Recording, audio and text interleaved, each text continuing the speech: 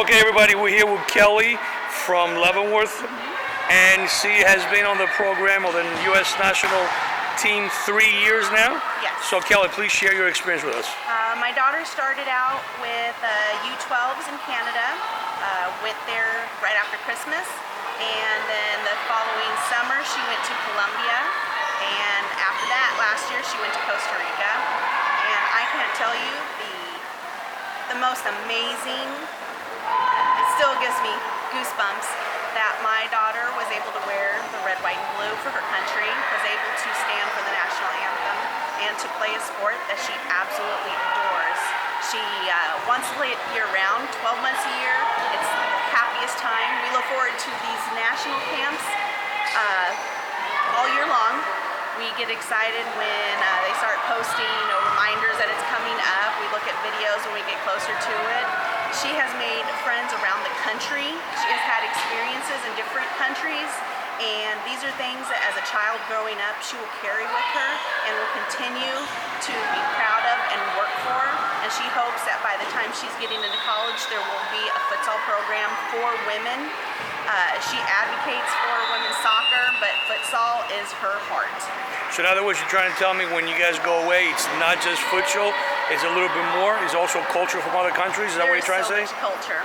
There's one story that in Colombia, they were doing their travel adventure day, and they came across a school that was doing soccer out in their field, and they invited our kids onto the soccer field.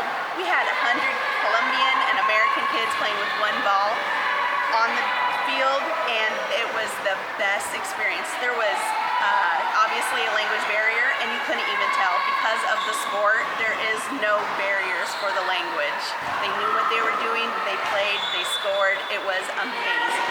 That's fantastic. Let me ask you one question.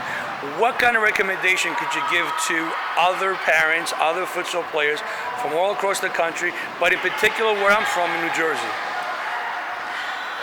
A suggestion, an idea would be to support your kid. It may seem crazy, sometimes there's money involved, but if those kids are really wanting to keep putting their foot on a ball, keep wanting to get onto the pitch, let them, support them, find where to get them to play, and listen to media, because you're going to find it through those avenues where to put them on a pitch. They love it, they will continue, they will strive to find a place to play. What would you say to the parents that say, if it's not 11-a-side, if it's not on grass or turf, it's not real soccer, it's not anything else? What would you say to those parents? They're behind the times. Futsal it's an old sport. It is ingrained in South America. It's slowly bleeding up here. Have you seen an improvement in your daughter's play since she started playing futsal? Oh my gosh, it's amazing. She's always been a confident child, but she is amazing on the court. She is very demanding, confident. She commands from the backside. She's a keeper, and she knows what she's doing, and she loves being able to win. She loves to be a fifth defender, which is not something you get in futsal often. She will play the fifth defender as often as she can. I just heard last night a coach was asking, what, do we need a timeout? Do you need the board? Are you coach now? Because she was asking for the board so she can show some plays. And you also seem to have some interesting stories with the director of the program, Keith Tozer. Yes. Do you have some specific stories or something that you've taken out from the whole program? From the very beginning, he had seen Brooke the year before, had remembered her, had started speaking to her again, and he came up to her seeing that she had gloves. He told her, do you sew with gloves? Do you do this and that with gloves? She's like, no. Why do you play with gloves then? I had to, between sessions, go and get exercise gloves, cut off fingers, stitch them up, and she started with no gloves, no fingerless gloves.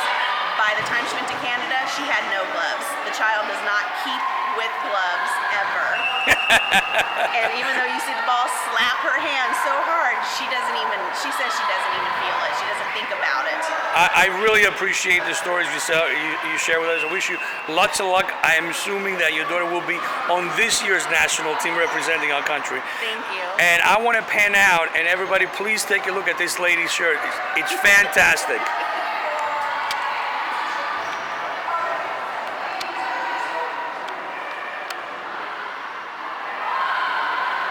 Thank you very much.